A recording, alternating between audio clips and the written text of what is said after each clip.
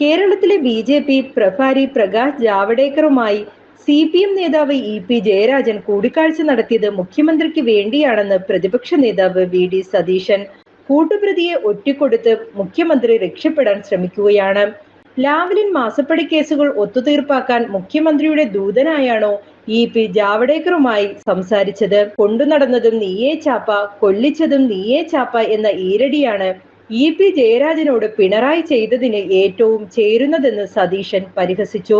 EP. ജയരാജനും നന്ദകുമാറും തമ്മിലുള്ള ബന്ധം മാത്രമാണ് മുഖ്യമന്ത്രി തള്ളിപ്പറഞ്ഞത്. പ്രകാശ് ജാവ്ദേക്കറെ കണ്ടാൽ എന്താ കുഴപ്പമെന്നാണ് മുഖ്യമന്ത്രി ന്യായീകരിച്ചത്. എൽ.ഡി.എഫ് കൺവീനറും കേന്ദ്ര കമ്മിറ്റി അംഗവുമായ ഇ.പി. കേരളത്തിലെ തെരഞ്ഞെടുപ്പ് ചുമതലയുള്ള ബി.ജെ.പി പ്രഭാരിയെ കാണേണ്ട ആവശ്യം എന്തായിരുന്നു? ബിസിനസ് ഡീലാണോ പൊളിറ്റിക്കൽ ഡീലാണോ എന്ന് വ്യക്തമാക്കണം, വി.ഡി. സതീശൻ പറഞ്ഞു.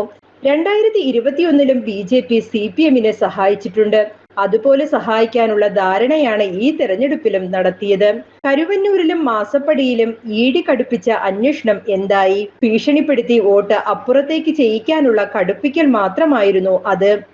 CMRL കുറിച്ച് പ്രധാനമന്ത്രി പ്രസംഗിച്ചിട്ടും ശശിധരൻ കർത്തയെ ചോദ്യം ചെയ്തതോടെ അന്വേഷണം അവസാനിപ്പിച്ചു. പണം കൈപ്പറ്റിയവർക്കെതിരായ അന്വേഷണം തെരഞ്ഞെടുപ്പിന് മുമ്പ് അവസാനിപ്പിച്ചു, സതീശൻ കൂട്ടിച്ചേർത്തു. എന്തിനാണ് പ്രകാശ് ജാവ്ദേക്കറുമായി മുഖ്യമന്ത്രിയും നേതാക്കളും ചർച്ച ചെയ്തതെന്ന് CPM വ്യക്തമാക്കണം. ഡീൽ എന്തായിരുന്നു എന്ന് ജനങ്ങൾ അറിയണം. ചർച്ച നടത്തണമെന്നത് CPMന്റെ ഔദ്യോഗിക തീരുമാനമാണോ എന്നും സതീശൻ ചോദിച്ചു.